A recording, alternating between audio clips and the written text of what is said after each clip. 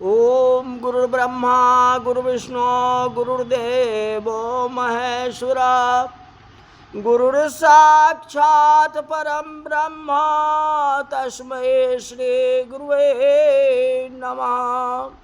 आज की कथा में भगवान प्रत्यक्ष दर्शन नहीं होता है। जिस भगवान का प्रत्यक्ष दर्शन नहीं होता उस भगवान में विश्वास रखना और भगवान की भक्ति करना बहुत बड़ा कठिन है। माता पिता का प्रत्यक्ष दर्शन होता है, नित्य दिन दर्शन होता है। माता पिता में विश्वास रखो। कहते हमारा भगवान जो है माता पिता ही है। आपके जीवन में एक दिन ऐसा आएगा, आपकी माँ जो कहेगी वह आपको अच्छा नहीं लगेगा। जवानी में सभी की बुद्धि बिगड़ती है। मानव ऐसा समझता है कि मैं सयाना हूँ, मैं सब कुछ जानता हूँ, मुझे कहने की क्या जरूरत है, मैं तो सब कुछ समझता हूँ। यौवन काल में सभी की बुद्धि बिगड़ जाती है। यौवन काल में मानव ऐसा समझता है कि मैं सयाना हूँ, माता पिता के अधीन रहो। चाहे लाखों आप समझदार हो, बुद्धि में तेज हो, तो भी माता पिता का अनुकरण करो, क्योंकि माता पिता पुराने हैं। आपको अभी यौवना अवस्था है, आपको पता नहीं जो जीवन में क्या होता है। ये माता पिता सुख और दुख को अनुभव कर चुके हैं, यौवन अवस्था को पार कर चुके हैं। यौवनावस्था में क्या कठिनाई होती है उनके साथ में बीत चुका है। तो उस तरह से आपको बताते हैं जो बेटा मैं भी यौवनावस्था में था तो मेरे साथ सुख और दुख का अनुभव हुआ था, इसलिए मैं जैसे कहता हूँ वैसे चलो। लेकिन आप उनकी बात को नहीं मानते। कहते पिता में विश्वास रखो। कैकेयी ने रामचंद्र जी को कहा था जो वन में जाओ। कैकेयी जी की आज्ञा अनुचित थी। कैकेयी भरत को राज भले ही दे दे, लेकिन रामचंद्र जी को वनवास क्यों दे रही है? वनवास जाने के लिए क्यों कह रही है? कैकेयी ने रामायण में अनेक बार ऐसा कहा है कि राम निर्दोष है, राम का कोई दोष है ही नहीं, श्री राम जी का कोई भूल है नहीं। लेकिन मेरी इच्छा है जो राम घर में न रहे, वन में जाए। निर्दोष राम को कैकेयी वनवास देती है। दशरथ जी की यही बात कहे कि राम में कोई कमी नहीं है, राम निर्दोष है। ये हमारी इच्छा है जो राम वनवास चला जाए। इच्छा। रामचंद्र जी को कैकेयी से पूछा नहीं। रामचंद्र जी ने कैकेयी से पूछा नहीं कि तूने मुझे वनवास क्यों दे दी। पूछती नहीं क्यों वनवास बोलते हो जाने के लिए, एक बार भी नहीं पूछी। मेरी माँ जो कहे वही करना है। राम अपने को स्वतंत्र नहीं मानते, माता पिता के अधीन मानते। कैकेयी और कहीं जाने के लिए बोल देती राम को। ये भी तो कह सकती है ससुराल चले जाओ, जनकपुर चले जाओ या अन्य जगह चले जाओ। वनवास में ही क्यों भेज दी? ये तो केकई की मन की मर्जी थी ना। ये भगवान पूछे तक नहीं ये मेरे को जंगल क्यों दे रहे। भगवान सिखाते हैं, श्री राम जी सिखाते हैं जो माँ के अधीन रहो। माँ कुछ भी कहे उनकी आज्ञा को पालन करो। पिता के अधीन रहो, पिता जो कहे उस बात को मान लो।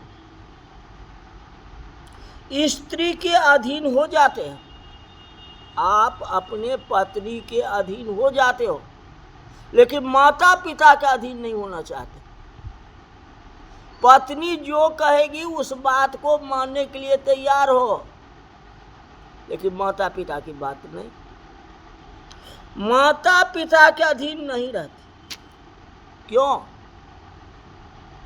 माता पिता उत्तर नहीं देते हैं। अगर बेटा डांट लगा दे तो माता पिता चुपचाप सुनते रहते हैं। जब बड़ा हो गया मुंह लगाने से कोई फायदा नहीं। यही बात है। राम ने केकई से नहीं पूछा कि मुझे वनवास क्यों दे रही। केकई वनवास दिया तो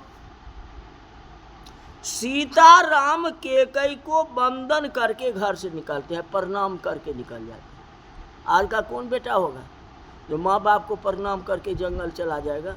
ऐसा हो सकता है?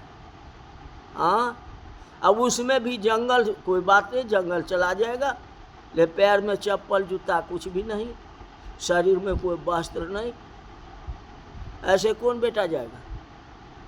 ये भगवान राम ने सारे वस्त्र उतार दिए, राजसी वेश को छोड़ दिए और वनवासी जीवन, वनवासी वस्त्र पहन के वहां से चले गए। और वही वनवासी वस्त्र किसने दिया?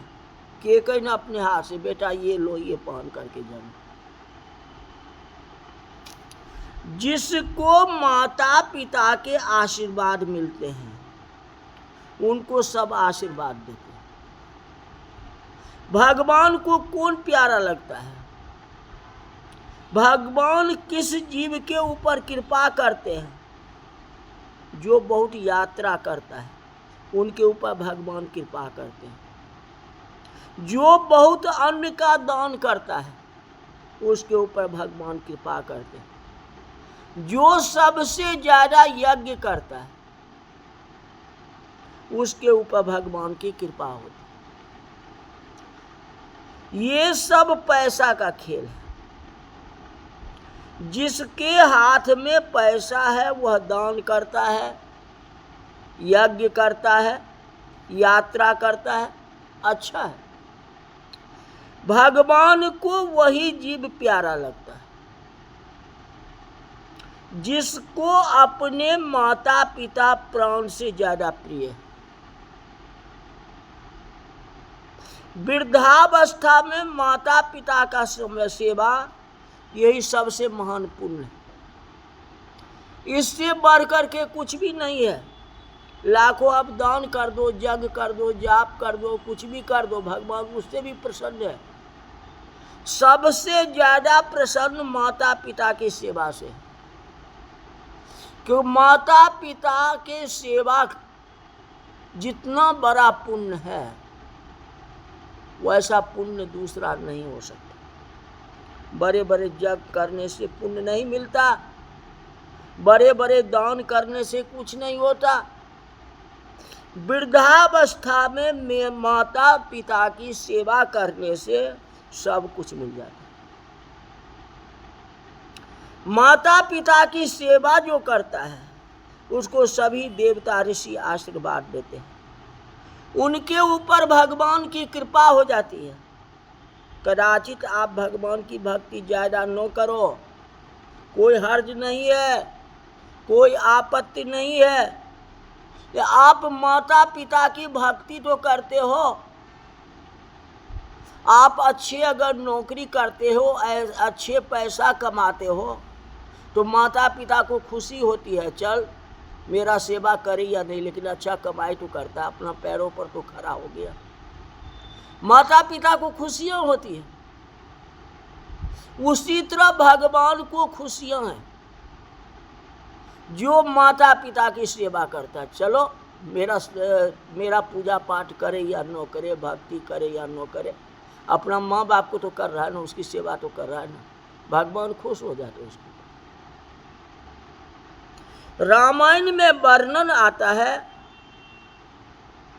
जो अयोध्या का राज छोड़ करके माता पिता की आज्ञा लेकर के राम वन में चले जाते हैं और पहला दिन ही श्रृंगबेरपुर का राज राम जी को मिला।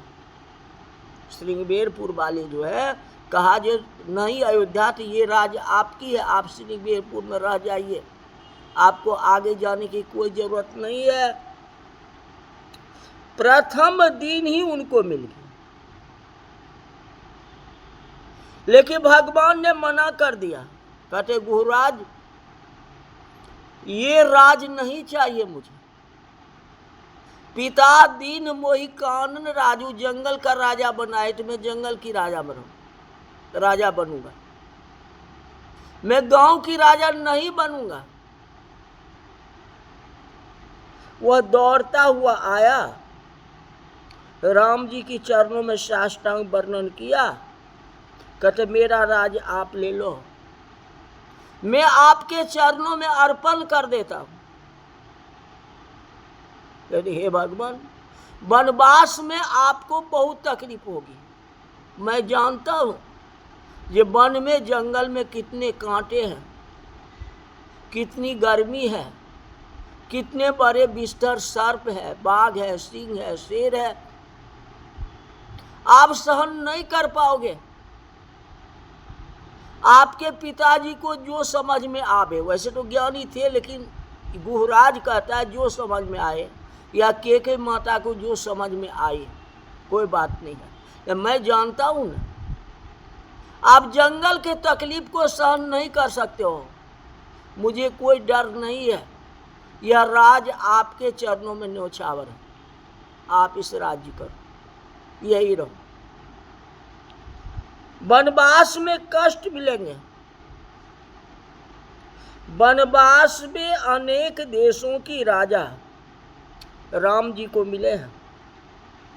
किष्किंधा का राज भी भगवान को मिला। सुग्रीव कहे नहीं कुछ चाहिए, आप बन जाओ राजा, क्योंकि जीत तो आपकी हुई ने, बाली को आपने मारे हो, ये राज तुम्हारी है। क्योंकि मैं राज के लिए नहीं किया, राज मुझे नहीं चाहिए,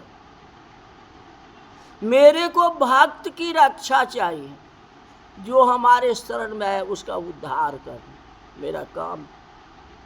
सोने की लंका थी लेकिन भगवान राज नहीं लिए, रावण को मार के राज ले लेते, छीन लेते उससे, दूसरे को दे दिए, अपने पास कुछ भी नहीं रखे, उस राज को देखने के लिए भी नहीं गए जो राज कैसा है।